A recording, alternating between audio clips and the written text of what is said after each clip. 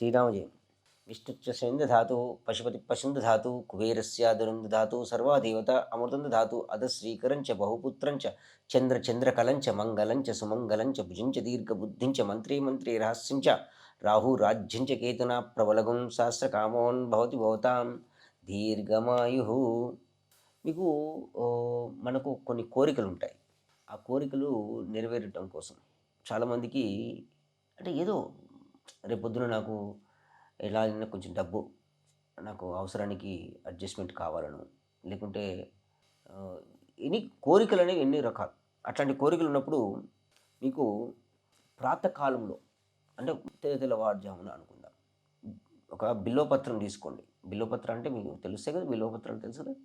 దానిపై చందనంలో ఎన్నో రకాలు తెల్ల చందనం అని ఒకటి దొరుకుతుంటుంది. తెల్ల చందనం అని ఒకటి దొరుకుతూ ఉంటుంది. ఆ తెల్ల చందనానికి బొట్టు, ఆ యొక్క బిల్వపత్రంతో బొట్టు పెట్టండి. పెట్టేసి మీ యొక్క కోరికను ఏమిటో అంటే ఫర్ ఎగ్జాంపుల్ కోరిక ఎలా ఉంటుందంటే నా గోత్రం ఇది, ఫలానా గోత్రం ఏంటి, ఫర్ ఎగ్జాంపుల్ భార్గవ అంటే నా గోత్రం శివచ్చస గోత్రం అని ఇట్లా గోత్రనామం చెప్పుకొని ఇంటి పేరుతో సహా చెప్పుకొని ఆ మనసులో ఉన్న కోరికను చెప్పుకొని ఆ యొక్క ఆ యొక్క తెల్ల గంధం చందనంతో పెట్టారు కదా, దాన్ని ఆ యొక్క బిల్వపత్రాన్ని జేబులో మర్చి పెట్టుకొని శివలింగానికి అంటే ఆ యొక్క శివుని దగ్గర ఇక్కడ దగ్గరలో ఉన్నటువంటి శివాలయానికి వెళ్ళి ఆ యొక్క శివునికి వీలుంటే, మీకు కనుక వీలుంటే మీరే ఆ శివలింగాన్ని పైన ఆ యొక్క తెల్ల చందనంతో ఉన్నటువంటి ఆ బిల్వపత్రాన్ని ఆ శివలింగం పైన ఉంచండి. లేదా అక్కడ ఉన్నటువంటి మీకు ప్రవేశం లేకపోతే అక్కడ ఉన్నటువంటి బ్రాహ్మణులకి ఇచ్చి, అయ్యా ఈ యొక్క తెల్ల చందనంతో ఉన్నటువంటి ఈ యొక్క బిల్వపత్రాలతో నాకు పూజ చేయండి అని చెప్పి ఇవ్వండి. ఎన్ని ఎన్ని బిల్వపత్రాలు సేకరించుకోవాలి అంటే ఇన్ జనరల్గా మీ వయసు ఎంత ఉందో అంత. అంటే ఫర్ ఎగ్జాంపుల్ మీకు ఇంత వయసు వచ్చింది, 30 సంవత్సరాలు వచ్చాయి అనుకుందాం.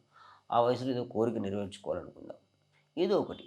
సో అట్లా 30 బిల్వపత్రాలు సేకరించుకొని తెల్ల చందనంతో పెట్టేసి అన్ని చేతిలో పట్టుకొని సంకల్పం అంటే ఏంటి, గోత్రనామాలు ఇంటి పేరు ఇవన్నీ చదువుకొని ఆ పక్కనే ఉన్న శివాలయంలో లేదా ఆ బ్రాహ్మణులు ఉంటే వాళ్ళకి ఇచ్చి వాటితో పూజ చేయమని చెప్పండి. తర్వాత ఇది ఎప్పుడైనా చేసుకోవచ్చు. చేసిన తర్వాత సోమవారం నాడు మళ్ళీ ఏం చేయండి, ఫర్ ఎగ్జాంపుల్ మీరు ఎప్పుడు శనివారం చేసుకున్నారు అనుకుందాం. సోమవారం నాడు ఇంత పాయసం తీసుకుని వెళ్ళి సాయంకాలం నాడు ఆ యొక్క గుడిలో వచ్చిన భక్తులకు ప్రసాదంగా మీ చేతి ద్వారా ఇవ్వండి. ఇలా చేయడం ద్వారా శివుడు అనేవాడు అతనికి అంటే ఆ భోలాశంకరుడు అనేవాడు మీద చాలా సంతుష్టుడు అవుతాడు. అయ్యి సరే నాయన, నాకు చేతనంత వరకు నేను నీకు సహాయం చేస్తాను నీ కోరిక నెరవేరడానికి అని చెప్పి చెప్తాడు. కాబట్టి ఇట్లాంటి మంచి విషయాన్ని మీరు ఒక్కరే తెలుసుకుంటేలా 10 మందికి తెలియచేయండి. శ్రీరామ జయం.